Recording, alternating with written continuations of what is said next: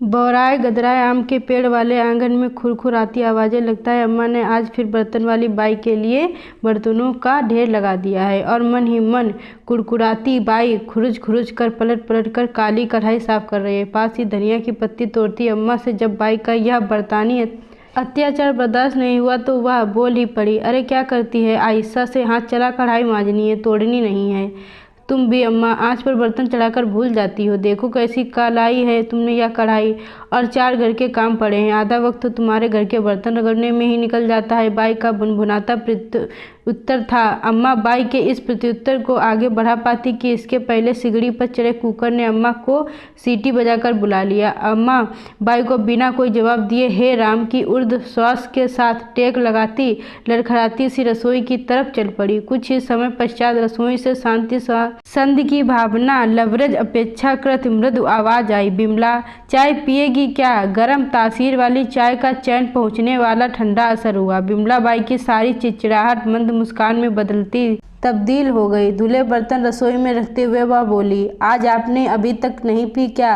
अरे नहीं, वकील साहब के लिए जब बनाई थी तब पी थी। अब तेरे लिए बना रही हूँ तो घूट 2 घूट मैं भी पी लूँगी। अम्मा अपने 40 साल पुराने व्यवहारिक काल के सबसे प्रथम पर सबसे सुस्त सबूत पर अपने पति को वकील साहब कहकर पुकारती थी। वकील साहब कितने पुराने व कितने सफल वकील थे यह कहना संज्ञात्मक था, किंतु गिरता स्वस्थ या बुढ़ापे की मार ने गोरे गठ वकील की गर्दन व देहगात को थोड़ा झुका दिया था। इतना दुबला पतला अकड़ा सा व्यक्तित्व उनकी वृद्धावस्था के कारण था या बीती रात की कड़कती ठंड ने उनकी देह पर ऐसा प्रभाव डाला था यह कहना बड़ी मुश्किल था। खांसते खराते पुराने भदभूदे से काले कोट में उनकी देह यष्टि और सिमटी सी जान पड़ती, लेकिन इतना सब होने के बाद भी वह अम्मा के ही मैन है। उनके घर के पिछवाड़े वाले आंगन में आम, अमरूद व आमले के पेड़ लगे थे। ठंड की धूप अपनी समग्र लकदज के साथ अम्मा के आंगन में पसरी रहती थी। वह आंगन के एक छोटे कोने में चूल्हा जलाए अम्मा वकील साहब के नहाने का पानी गर्म करती थी। वकील साहब पिछवाड़े के गुसल खाने में जब अपने पट्टी वाले छोले नुमा कच्चे में प्रवेश करते तो अम्मा हाथ में तौलिया लिए वकील साहब की अर्धगली में चुस्त मुस्त रहती। वकील साहब की तरह ही थोड़ी झुकी हुई दुबली पतली अम्मा लगभग सफ़ेद हो गए बालों में वकील साहब का साथ उनके काले बालों वाले अतीत में अनवरत निभाती चली आ रही थी। 67-68 की उम्र वाली अम्मा सुहाग के एकमात्र चिन्ह से भी अभी खुद को वंचित नहीं रखती थी। कांच की खनखन बजती चूड़ियों से भरी कलाई, माथे पर लाल बड़ी बिंदी, पैरों में पाजेब, बिछिया और गले में पड़ा एक नाम के सोने वाला काली गूंथनी से सजा मंगलसूत्र। अम्मा जब सफ़ेद बालों में ढेर सा सिंदूर लगाती तो आसपास के सफ़ेद बाल भी गुलाबी रंग में रंग जाते। अम्मा तीज पूजती तो चतुर्थी में भी उपवास ही रहती। 11 में से एक अन्न खाती तो पूर्णिमा पर चंद्र को अर्घ देना कभी नहीं भूलती।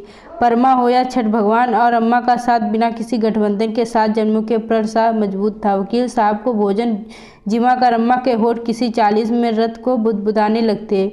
वकील साहब के भोजन के पश्चात अपर्याप्त बची आलू टमाटर की रसीली सालाना पानी के साथ पाकर और रसीली हो उठती। सिगड़ी में सिकी गांठ जैसी रोटियों को अम्मा रसीले सालन में भिगोकर अपने बिना दांत वाले मसूड़ों से बहुत देर तक चबाती रहती। अकेले में भोजन करती अम्मा कभी कभी विचार मग्न हो जाती और अचानक से थाली एक और सरकाकर सुबक सुबक कर रोने लगती। शायद भोजन से जुड़ी विगत स्मृतियों अम्मा के कलेजे में आकर अटक जाती और उन स्मृतियों में बसा हुआ दुख उनकी आंखों से अश्रुधारा बनकर टपकने लगता। ऐसे में आम की बौर खुरचती चुहकती चिड़िया अपनी अस्पष्ट चहचहाट से अम्मा का दुख बांटने का प्रयास करती, पर इस सबसे बेखबर अम्मा मानो अपने अंतर मन में जैसे किसी चलचित्र का फ्लैशबैक देखकर खुशी होती जाती। अम्मा के इस दुख का कारण उनके एकमात्र युवा पुत्र की असहाय मृत्यु थी। जीवन स्तर में निम्न मध्यवर्गीय परिवार का यह पुत्र बहुत मेधावी रहा हो ऐसा कुछ नहीं था। अध्ययन में औसत रहे इस पुत्र का इसकी टोपी उसके सिर वाला धंधा था। अम्मा और वकील साहब बस इतना जानते थे कि उनका पुत्र किसी कपड़े की दुकान में काम करता है, लेकिन अम्मा के बेटे के धंधे ट्रिक वाले होते थे जिन्हें आपराधिक नहीं कहा जा सकता था। जब कभी लड़के के धंधे में अतिरिक्त आमदनी हो जाती तो रात्रि भोज में शादी सालाना के साथ मिठाई नमकीन का खटखेरा भरा समागम हो जाता। कम सुविधाओं वाला यह घर फिर भी खुशियों की गुनगुनाहट से भरा रहता। तीनों प्राणी अपने अपने हिस्से की खुशियों का आदान प्रदान मुक्त हंसते एक दूसरे को करते रहते और इस तरह से अपनी चाल से मस्त चलती रहती। अम्मा जब संतान साथे का उपवास रखती तो वकील साहब गुड़ मुड़ कर अम्मा के लिए पुए बनाने में मदद करते और जब अम्मा हरितालिका तीज पर वकील साहब के लिए निर्जला रहती तो बेटा बड़े मनोयोग से अम्मा के गोरा शिव के लिए फूलों का फुलेरा बना देता। ठंड में जब वकील साहब खेत में पिरता खदबदाता गरम गुड़ लेकर आते तो अम्मा अपने सपूत के लिए गर्मा गर्म गुलगुले घी की कढ़ाई में छोड़ देती। कम से कम ही सही तीनों बना रही यह छोटी सी गृहस्थी डोलते हिचकोले खाती मस्ती में चल रही थी कि तभी इसमें से एक विघ्न आ गया। बीती शाम से अम्मा का बेटा कुछ का कांपता सा नजर आ रहा था। रात होते होते उसे तेज ज्वर ने जकड़ लिया। बुखार से तपती देह पर पड़ी 2-3 रजाइयां भी धूजती देह को रोक नहीं पा रही थी। देर रात तक होती उल्टियों ने अम्मा व बूढ़े वकील को किसी अनहोनी की आशंका से भर दिया। आधी रात को ही ऑटो में डालकर ठंड से कांपते लड़कों को सरकारी अस्पताल ले गए। आधी रात में नींद खराब होने के कारण चिड़चिड़े डॉक्टर ने लापरवाही भरा कौन सा इंजेक्शन लगा दिया कि वकील साहब के बेटे की ठंड से कांपती देह कुछ ही देर में लकड़ी के काट की निष्क्रिय रह गई। लड़के की निर्जीव देह को हिलाते डुलाते अम्मा और वकील साहब कुछ देर तो समझ ही नहीं पाए कि कोई अनहोनी हो गई। मृत देह पर जब नीले नीले निशान उभरने लगे तब घिघियाते से वकील साहब ने कंपाउंडर से उनके बच्चे को बचाने की मिन्नतें की। आए दिन की मौत देखने का अभ्यास कंपाउंडर संवेदनशीलता से उठा और थोड़ी बहुत जाँच करने के पश्चात भावहीन होकर बोला, लड़का मर गया है, ले जाओ। स्ट्रेचर जुमा पलंग पर निर्जीव पड़ी देह को अम्मा और वकील साहब ने एक बार एक नज़र देखा, लेकिन जैसे कंपाउंडर के वाक्य का उन पर कोई असर ही नहीं हुआ हो। लड़के की कलाई धाम वकील साहब ने पुनः कंपाउंडर से दारुण विनती की कि वह एक बार उनके लड़के को प्राणदान दे, लेकिन मौत की तरह ही स्पंदन विहीन एक भावना विहीन कंपाउंडर तेज स्वर में बोला, अरे दादा, कहा ना आपसे इसमें जान नहीं है, ले जाओ इसे यहाँ से, सुबह होने को है, अभी बाकी मरीज आने शुरू हो जाएंगे। अम्मा और वकील साहब जैसे इस पर भरोसा ही नहीं करना चाहते थे। अम्मा अपने बेटे के गाल सहला रही थी मानो उसमें प्राण फूंक देना चाहती हो। किसी इमारत की नींव में विस्फोटक भरने के बाद इमारत की जो हालत होती है लगभग वही हालत वकील साहब की थी। पास में ही खड़े किसी व्यक्ति ने उन्हें पहचाना और उनके साथ घटित इस महाभयानक हादसे से उनका परिचय कराया। अम्मा की चीख इतनी हृदय विदारक थी कि वह उनके सीने में ही घुट घुट कर रह गईं। वकील साहब तो जैसे सिर्फ अस्थिमज्जा का ढांचा शेष रह गए थे, मानो स्मृत स्पंदन संवेदनशील चेतना की बूंदें दुख के जेठ की निर्दयी कड़कती धूप के द्वारा सोख ली गई थी। जब पुत्र की मृतदेह घर पर लाई गई तो लगा आंगन के पेड़ की छांव में एक मृतदेह नहीं 3 मृतदेह पड़ी हो। रोज के व्यस्त आवाज में भरे आंगन की सभी दुनिया मृत आई थी।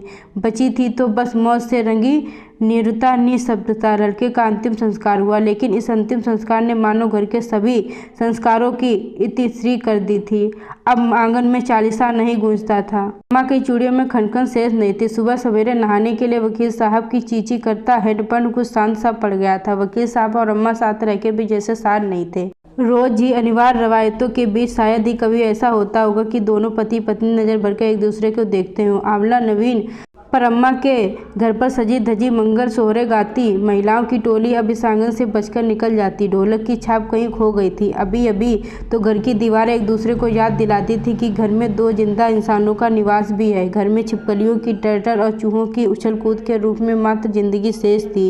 एक दोपहर जब अम्मा अनमी सी बैठी थी, अनाज में भरी सूप में उंगलियां फिरा रही थी कि द्वार पर तेज दस्तक हुई। दरवाजा खोला तो देखा एक हष्टपुष्ट देह वाला युवा पुरुष खड़ा था। चेहरे का तान, तीखी चुभती आंखें व फड़फड़ाती मूंछों से स्पष्ट था। पुष्ट देह वाला झूलते ढीले कुर्ते की बाहें मसल भुजाओं पर परत इकट्ठी थी। अम्मा की आंखों में युवा ने खुद को लेकर अपरिचित भाव की प्रतिक्रिया देखी तो वह खुद ही थोड़े तेज स्वर में बताने लगा, देखो आंटी, तुम्हारे लड़के ने हमारे से 15,000 रुपये उधार कर लिए थे। महीना भर में तुम्हारे आदमी के चक्कर लगा रहे हैं कि हमारी रकम वापस कर दो, लेकिन आज तारीख तक हमारी रकम एक इकट्ठन्नी तक हमको वापस नहीं मिली। इसीलिए मजबूरन होकर आज हम घर पर आ धमके। एक सांस में इतना कुछ रौबदार आवाज में अम्मा के कानों में जा टकराया। अम्मा कुछ समझ पाती इससे पहले आगंतुक का स्वर पुनः गूंजा, आंटी, हमारे रुपए तुम्हारे लड़के ने लिए थे। हमें पता है कि वह मर गया है। इतने दिनों में गम खाए थे, लेकिन अब हमारी भी गुंजाइश खत्म हो गई है। बहन बैठी है घर में ब्याहने को, उसकी बात भी पक्की सी है। कल को हमें भी उसका दहेज जुटाना है। अरे जब खुद का ही पेट खाली है तो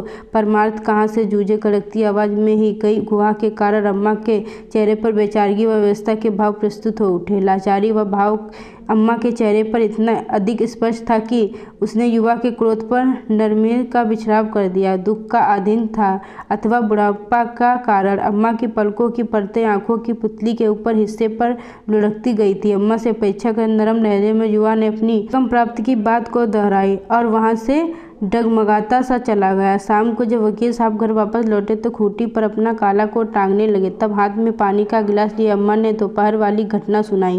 पहले से ही सब जानने वाले वकील साहब ने संक्षिप्त हूँ में अपनी सर्वज्ञता जाहिर की। उनके इस अनुत्तरित भाव से अम्मा थोड़ा सा चिढ़ गईं। हूँ क्या? कौन है यह लड़का और काय के पैसे मांग रहा है हमसे? अम्मा के प्रश्न से किंचित रोष था। बोझ होते कंधों के साथ वकील साहब पास पड़ी चारपाई पर निराश से बैठ गए। अम्मा की आंखों के स्पष्ट प्रश्न से बचकर निकलना सा संभव नहीं था तो वकील साहब बोले, दिवाली पर अखिलेश अम्मा का लड़का ने इस लड़के से उधार 15,000 की रकम ली थी। अब यह लड़का गजानन अपनी रकम वापस चाहता है। अपने प्रश्न का उत्तर पाकर अम्मा चिंतित सी वकील के साहब के पास आकर बैठ गई और विचार विश्लेषण करती हुई बोली, अरे हाँ, अखिलेश लाया तो था रुपए, लेकिन बात तो कहता था कि उसके मालिक ने एडवांस लिया है। उन रुपयों में से कुछ बचे हैं क्या? वकील साहब ने एक उम्मीद भरा प्रश्न अम्मा से किया। कुछ पैसे तो व्रत त्योहार में खर्च हो गए और बाकी बचे तुम्हारे भाई पुरुषोत्तम की लड़की के ब्याह में 1,500 जो बचे थे वह दवाइयों की भेंट चढ़ गए। उम्मीद तोड़ता जवाब वकील साहब के पूछे गए सवाल के परिणाम से प्रस्तुत था। कुछ देर के लिए कमरे में चारों तरफ निशब्दता छा गई। दोनों पति पत्नी एक ही प्रश्न का उत्तर खोजने में व्यस्त हो गए कि कैसे गजानन का उधार चुकाया जाएगा। विचार विमर्श के पश्चात यह निर्णय लिया गया कि कुछ मासिक बचत करके ही इस ऋण से मुक्त हुआ जा सकता है। चढ़ती ढलती धूप की तरह दिन भी पल पल छड़ करके कटने लगे। वही नियमित बेरंगी बेरस्सी दिनचर्या जिसे भरसक प्रयत्न से अंतिम चरण तक पहुंचाया जाता था। लेकिन जल्द ही इस दिनचर्या में एक अनदेखा अनचिन्हा सा रंग गजानन के रूप में चुपचाप दाखिल हो गया था। अपने उधार की उगाही करने गजानन समय से समय आने लगा था। जख्म पर मरहम भी सी घटनाएं क्षण दर क्षण घटती रहीं। एक दोपहर गजानन अपना ऋण लेने जाने पर अड़े गया और कमरे में पड़ी खाट पर धरना देकर बैठ गया। जेठ की दोपहर का अलसाया सा असर था। पिछले दिन के अतिरिक्त काम की थकान। गजानन खाट पर ही खर्राटे मारने लगा। जब सांझ की पक्षियों के अपने बसेरे में जाने की हलचल प्रारंभ हुई तब गजानन की आंख खुली। सामने रसोई में अम्मा सुलगती सिकड़ी पर चढ़ी कढ़ाई में कुछ टार रही थी। सुबह का खाया हुआ शाम तक पच गया था और अब गजानन के पेट को कुछ भोज्य पदार्थ की दरकार थी। लेकिन कहे तो कैसे कहे? माँ के मन का बच्चों के पेट से एक आश्चर्य नाता होता है। बच्चों की भूख से मातृत्व कभी अनभिज्ञ नहीं रह सकता। गजानन खाट के उठकर अपजाता उसके पहले अम्मा ने सूजी का हलवा और गर्म पकौड़े की प्लेट सजाकर गजानन के सामने रख दी। साथ ही एक गर्म चाय का प्याला भी था। गजानन की तीव्र जागी शिक्षा के उसे ज्यादा सोच विचार का मौका नहीं दिया और वह चाय के साथ गर्म पकौड़े का आनंद लेने लगा। जब पेट भर गया तब गजानन खाट से उठ खड़ा हुआ और कहा, आंटी जा रहा हूँ कहकर मुख्य द्वार से बाहर निकल गया। अम्मा के हृदय में भी एक अनचिन्ह सा संतोष था, बिल्कुल वैसा ही जैसा अखिलेश के भोजन कर लेने के पश्चात होता था। वह शाम कुछ हल्की सी रोज के अवसादी छींटों के स्थान पर जब उस शाम में महकते वात्सल्य की खुशबू तैर रही थी।